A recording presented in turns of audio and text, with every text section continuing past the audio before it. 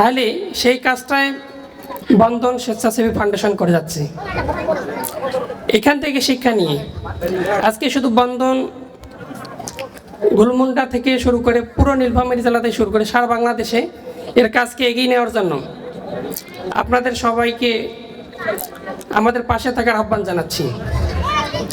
আজকে বর্তমান যেহেতু শীত মৌসুম চলছে, আপনাদেরকে আহ্বান করব, আমাদের আশেপাশে গ্রামে বাজার ঘাটে অনেক অসহায় মানুষ, তাদের কোনো কাপড় নেই, ঠান্ডায় কাতরায়, তাদের পাশে যদি আমরা নিজের নতুন অথবা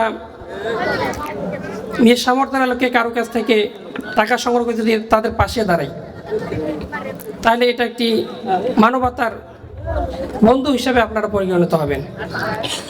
হাদিসে আরও আছে, যে ব্যক্তি একজন বস্ত্রহীন মানুষকে বস্ত্র দান করলো, একজন বস্ত্রহীন মানুষের পাশে দাঁড়াই, এখন কম্বল দেই, সোয়েটার দেই, তাহলে তার পাশে যদি দাঁড়িয়ে আমরা তাকে বস্ত্র দান করি, তাহলে জান্নাতে আল্লাহ তাআলা আমাদেরকে সবুজ চাদর পরিয়ে দেবেন।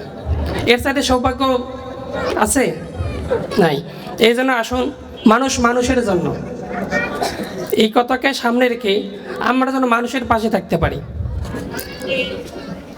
শুধু সামাজিক কাজ করলে হবে না, পিতামাতার হক আছে, পিতামাতার হক, আত্মীয় স্বজনের হক, এটা আগে, তারপরে পরিবার থেকে সমাজ, সমাজ থেকে রাষ্ট্র, ধাপে ধাপে আমরা এগিয়ে যাবো ইনশাল্লাহ।